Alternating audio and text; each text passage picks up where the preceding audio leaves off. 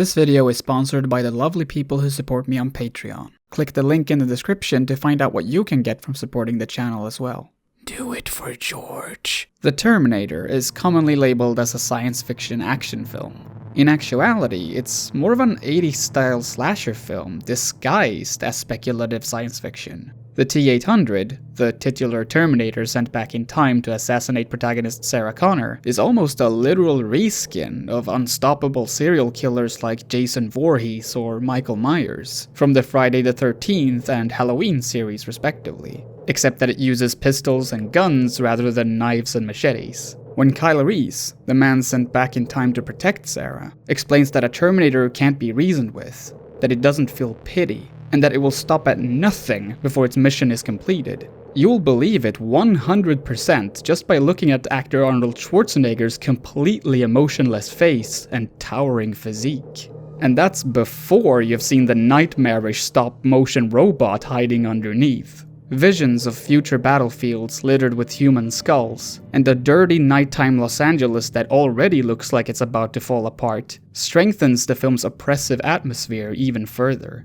The world of the Terminator will eat you up and spit out the bones whether you're prepared for it or not. And Sarah Connor definitely isn't. Yet she perseveres, like the genre-typical final girl would. But as she drives off into the distance, you just know that things are far from over. And sure enough, 7 years later, Sarah's story continued in Terminator 2: Judgment Day. While keeping to the scarier slasher film roots of the original film at first, perhaps most of all during a scene where Sarah is rescued from a mental hospital, the sequel gradually becomes that sci-fi action film the first one is claimed to be.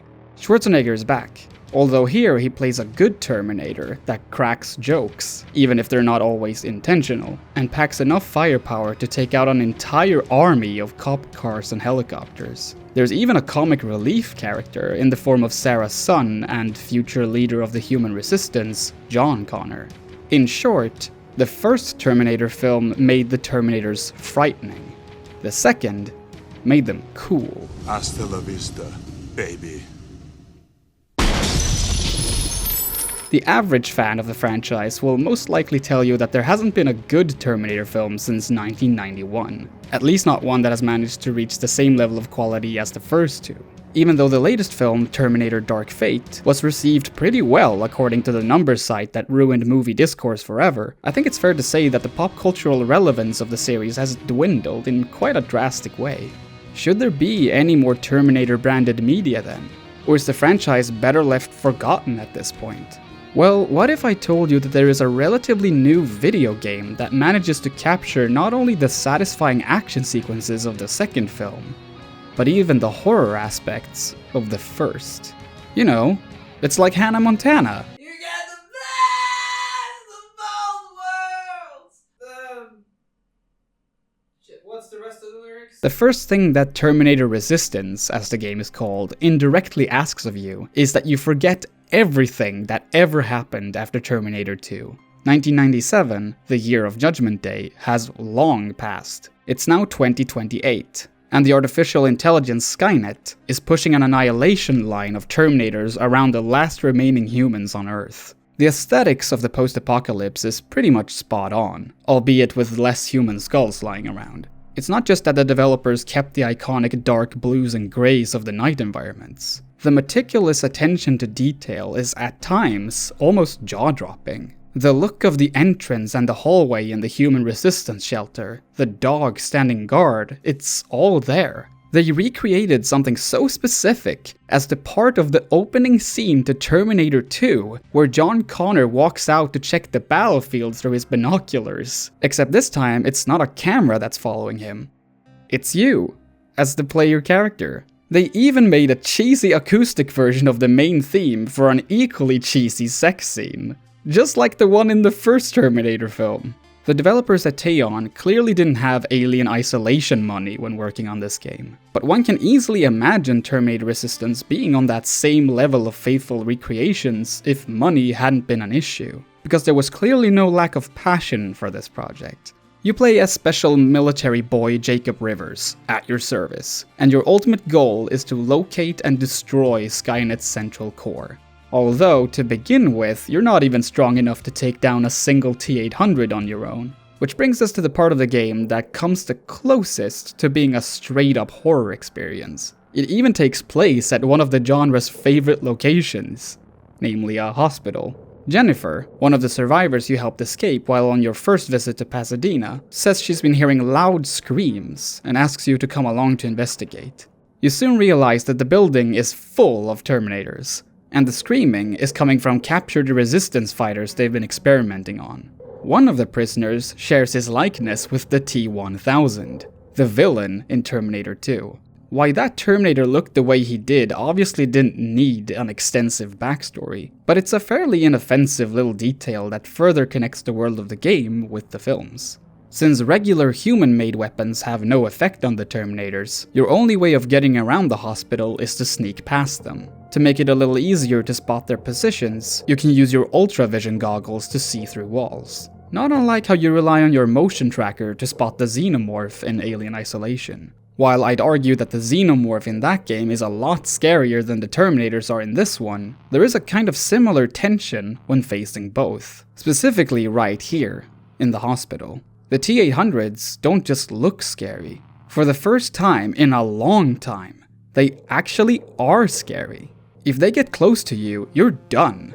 They will pulverize you in seconds. Admittedly, I was spotted during my first playthrough, but that almost made it more exhilarating. I had no idea where I needed to go, but I needed to get there very fucking quickly before my pursuers got to me.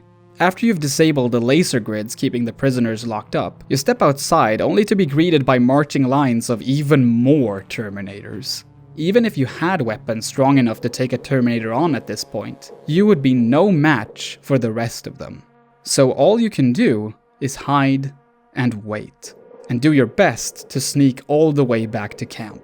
Maybe it's a bit of a shame that the game's best moment comes so early, but this is the game's best moment nevertheless. Right here, Judgment Day, the Annihilation line, how the machines managed to make all of this happen, it all makes sense. And it's terrifying, at least for a moment. Like Sarah Connor in the original film, the game throws you into a situation that you couldn't possibly have prepared for. And like Sarah, the only choice you have is to persevere. You do eventually get your hands on stronger weapons, when the game decides it's time to switch gears to more Terminator 2 style action, and you've spent your skill points to be able to use them. But even then, this moment had conditioned me to stay cautious for as long as I possibly could. Personally, I think that's the best way to enjoy Terminator Resistance. If you take the threat seriously, even when you know that you could probably skip the stealth and start blasting instead, the experience becomes way more immersive. Not scary maybe, at least not for everyone, but undoubtedly tense. Thomas Grip, creative director at Swedish horror game studio Frictional Games, once said that the strength of their hit game Amnesia: The Dark Descent came from the player's ability to scare themselves. For the player to be able to do that, there has to be some kind of gameplay-related illusion that they don't break. Like not knowing that a monster won't show up in certain rooms, or that the T-800s can actually be dealt with like almost any kind of video game enemy. What I suggest is that you either play this game on one of the harder difficulty levels, forcing you to be wary, or that you simply roleplay a bit. Imagine yourself as a part of this post-apocalyptic world and refuse to take unnecessary risks. The action stuff will come later either way. Maybe not that much later, depending on how good or bad you are at sneaking.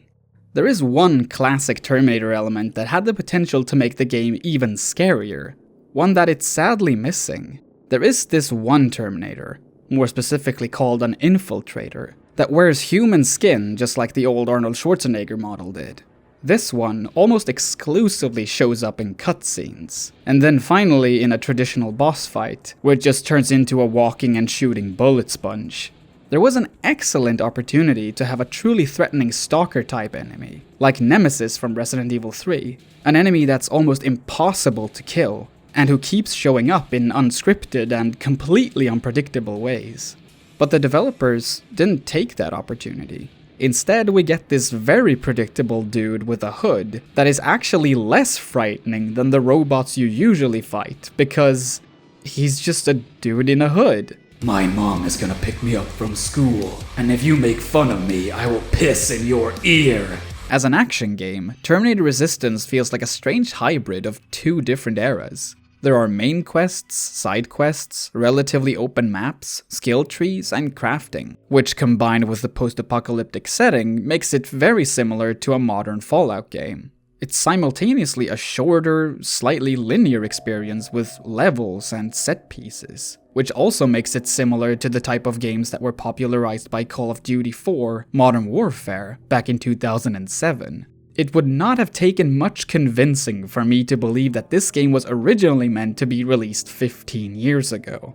That might sound like an insult towards the game, but it's actually kind of a compliment as well. Sure, the shooting isn't exactly on the level of insert your favorite FPS here, but by cutting a lot of corners, the game is actually really well paced. Once you're done with a main quest, rather than having you walk all the way back across a map, the game sometimes just puts you right where the plot needs you to be in between loading screens, saving you a lot of time. You have the freedom to focus your skill point spending on specific abilities, but by the end of the game, you will probably have unlocked the majority of the skill tree anyway. There's no grinding, no overabundance of padding. I even did all the side quests, because not only were they few enough that it felt manageable on my relatively tight schedule, they also gave me an excuse to spend more time in a world I wanted to explore without having to spend tens or hundreds of hours to see it all. It took me around 8 hours to complete the whole game on the normal difficulty level, and the extra infiltrator mode that's included in the enhanced edition.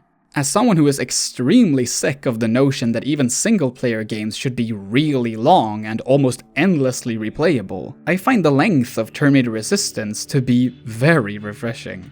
Like in the Fallout games, there are also some role-playing aspects to it. The characters that offer side quests will gladly talk to you about other stuff as well. It's pretty neat to be able to have conversations with people who actually lived through Judgment Day, who have horror stories about what it's like on the other side of the Annihilation line. I've heard criticism that the voice acting isn't very good, something I as a Swede with English as my second language never found an issue with. My focus laid on the stories, rather than how they were told, and personally I thought there were some interesting ones, like how Ryan and his late brother Tucker experienced Judgment Day at a rock concert they'd snuck into, or how Erin the medic and her husband managed to escape a Skynet camp. This might be the only reason why the game could have benefited from being longer. So much could have been done with these characters, and their relationship to Jacob, but as it stands, the payoff to the role-playing part of the story is a bit undercooked. At one point in the game, you're informed that all your friends will die unless you make them leave the resistance shelter. You can't just tell them that this is gonna happen though. In Ryan's case, you have to lie about him not being able to perform a certain task, resulting in him being thrown out for not being beneficial to the cause. He'll give you a piece of his mind, and that's that. Jennifer and her brother will already have considered leaving anyway, so it doesn't take much convincing there. It's clear that this is the part of the game where the player is supposed to be challenged by the decision making. But not only are the amount of characters who will be affected by your decisions quite low, only one of the decisions manages to reach that dramatic peak the developers were clearly aiming for. Erin successfully escaped the Skynet camp with her husband, but after that they got separated, and haven't been able to find each other since. In one of the side quests, you find her husband, dead, holding a note about him wanting to run away to Mexico with her. Either you can tell Erin that you didn't find him, which will make her go to Mexico to look for him, or you can tell her the truth, in which case she will stay and die as well. Erin was the only character I decided to be completely honest with, despite knowing full well what it would eventually lead to. I just couldn't let her risk her life to go on a mission for something she would never find. At least she wouldn't die alone with the resistance, I thought. I still don't know if that was the right thing to do, and that's exactly why it's a great moral choice. The worst moral choice you get when talking to the woman in charge of the shelter, Commander Barron. It's so bad, in fact, that I have to issue a trigger warning. So if you're squeamish about the subject of sexual assault, click on the timestamp in the description box to skip this part. If not, I'm gonna start talking about it Now, a man by the name of Dr. Edwin Mack once attempted to reprogram a T-800 to fight for the Resistance. The experiment was rushed and ultimately resulted in the death of Baron's partner, Perry. Now, Baron wants revenge. Of the deadly kind. In exchange for some sexy time, Baron wants you to go to Dr. Mack and murder him. The only other time you've discussed anything remotely sexual with Baron was when she told you that she was once captured and used as a literal sex slave. The scene is bad even without the added context. I mean, are you really gonna kill a guy just for a really awkward video game sex scene? The Baron is offering one, when most of her past sexual experiences were literally forced upon her, is some really fucked up writing on the developer's part. It's not that a character with Baron's backstory can't enjoy casual sex. Well, casual might not be the right word since a man's life is at stake. The problem is that the choice is presented in such a random fashion that it barely feels like Baron's choice to suggest it. The writers simply wanted her to be objectified one more time, but this time for your pleasure. You don't even need to kill Dr. Mack, you can just tell her that you did. Not that it would have made it morally okay if you'd gone through with it, but using someone for sex and then not commit to the terms that made the sex happen doesn't make the situation any better. The only decision that feels right is to simply walk away and never speak of it again. Because there have been so many sequels to the original Terminator, because Skynet keeps finding new ways of sending killer robots back in time, the underlying message of the whole franchise has actually become quite horrifying. The first film was, in part, about how fast advancements in technology can potentially lead us to some very bad places, unless we're cautious. Add the rest of the films, and the message is suddenly about the inevitability of our own destruction. No matter how many times we try to prevent Judgment Day, the best that we can do is to simply postpone it for a couple of years or decades. And when it comes, we will have no one else to blame but ourselves. Terminator Resistance contains a surprisingly apt metaphor for this hopelessness, in the form of something that at first seems to be some kind of Easter egg, a gag, or even a mistake on the developer's part. There is this door in Pasadena, a locked door without walls. You can use one of your lockpicks to open it, but why would you bother? It doesn't lead anywhere you can't get to without opening it. And the lock requires the highest level of the lockpicking skill, which means that you would most definitely lose at least 1 or 2 lockpicks that would be way more useful for opening literally any other door. So why exactly did the developers put it here? If you walk around to the other side, there is a note that reads as follows. It's just standing there, taunting me. It survived Judgment Day, stood up against the acid rains, atomic dust, the Terminators and HKs, and I broke my fucking knife trying to carve my name on that goddamn thing. Every day I walk past it. No walls supporting it, but it won't even fucking budge. I refuse to believe that there's nothing on the other side of that door. I bet this war would end if I could open it. No more Skynet. No more scavenging for food. No more suffering. The author of the note never got the door open, but you can. And if you do, all you get, apart from the exact view that you'd expect, is a trophy simply called No Hope. Pasadena is still in ruins. The Terminators are still here. The war is still happening. Both Sarah and John tried to open their own metaphorical doors several times throughout the franchise. But in the end, it didn't change how the world would eventually look on the other side. This moment proves, I think, that even 35 years after the first screening of the first film, the Terminator franchise can still evoke some highly uncomfortable feelings. It's a harshly cynical moment, but considering that we are on the brink of irreversible environmental damage to our own planet, an event that could be considered our very own, very real Judgment Day, it's hard not to be a little cynical. Although, unlike Judgment Day, this event could actually be stopped. The reason why it currently isn't being stopped is because the people who have the overwhelming power to make it happen are beholden to corporate interests and don't exactly appreciate the monetary sacrifices that would entail. Like the saying goes, at this point, it is easier to imagine an end to the world than an end to capitalism. Because once again, it's all about capitalism. Gunshot sound effect. The post-apocalypse won't be littered with human skulls! It will be littered with fucking plastic cups! It may seem like the door in Pasadena is supposed to foreshadow the game's grim ending, but luckily, Taeyeon decided that the player deserves something a little more cathartic. The actual defeat of Skynet. In a plot twist as cheesy as they come, Commander Baron, in her dying moments, reveals that you aren't actually the third person on Skynet's hit list, as you've been informed previously. You are the second, right under John Connor himself. Why Baron would lie about it this whole time is laughably silly, but I personally kind of love it. It's so freaking petty, but of course a stereotypical macho marine like Baron would care about something like that. To the point that she would use the lie to brag about being more important than Jacob in a display of dominance. The reason why Jacob is so high on the list is because Skynet knew that he would find the location of the core.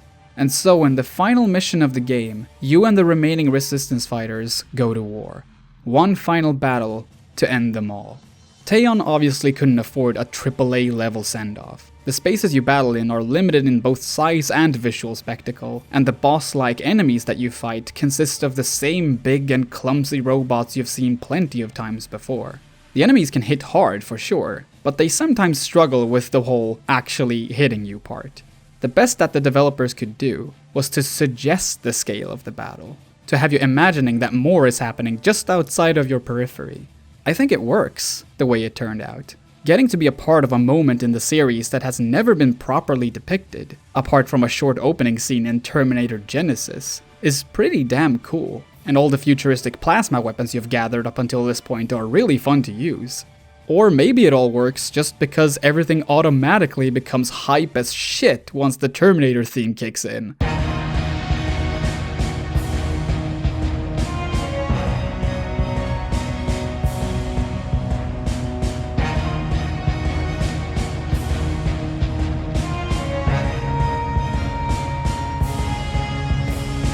The seriousness of the situation sets in when John starts yelling over the radio that Skynet has begun sending Terminators back in time.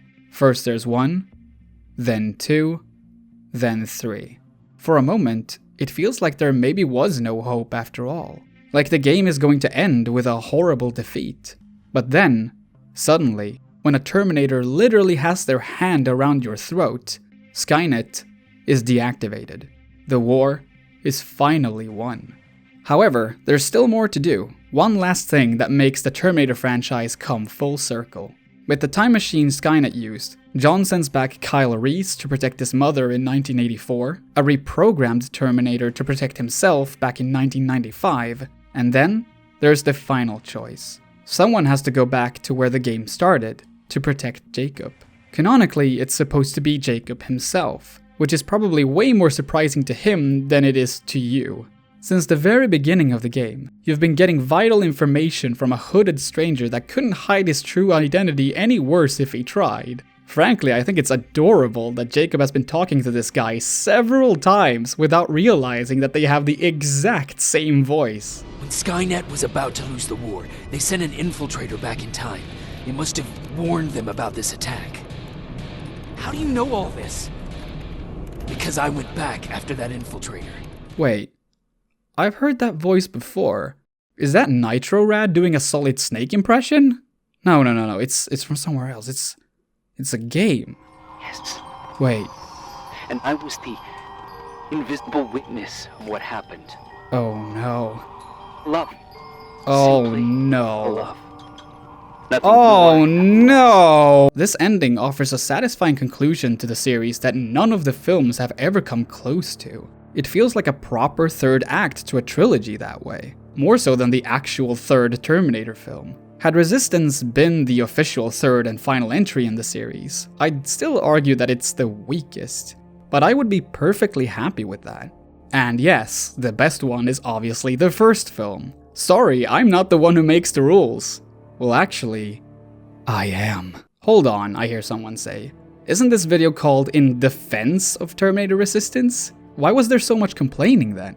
Well, the game has some issues that are pretty undeniable, and I wouldn't have felt very honest with you if I didn't talk about at least some of them. The game does deserve some high praise, but my goal here isn't necessarily to get you all to buy it, because I bet that a lot of you won't enjoy the game as much as I have. If there's anything I can give myself credit for, it's that I'm pretty good at accepting flaws, or even look at them in a way that enhances my gameplay experience. Had I not been able to live with the flaws and clunkiness of games like Deadly Premonition or Path of Logic, I would have missed out on some of the best video game moments of my life.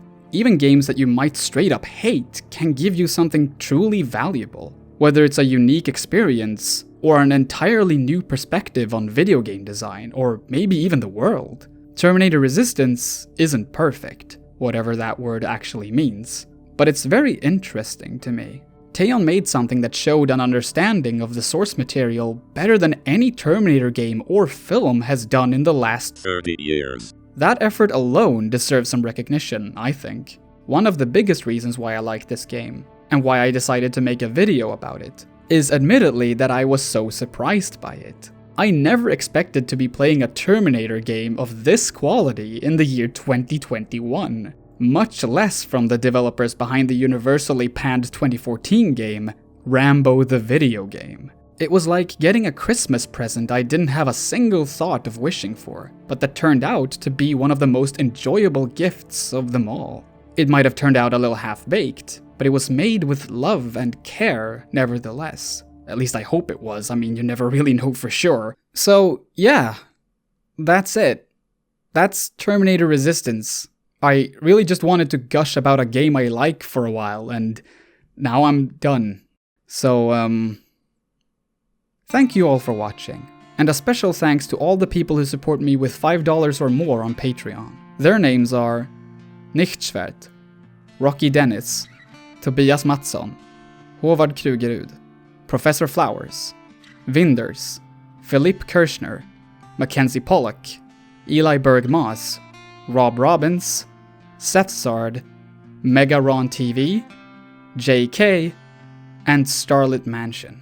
Thanks to Kiki from Transparency for proofreading the script, and thanks to David J. Bradley for proofreading and for lending your lovely voice to this video. You'll find their channel links in the description. Oh, and shout out to Pinkbat Lynn, JK, and Nichtsvert for allowing me to straight up steal your jokes. For those who watched the video and decided to buy Terminator Resistance because of it, first of all, I hope you'll like it. Secondly, put all your skill points into hacking as soon as you possibly can. You can thank me later.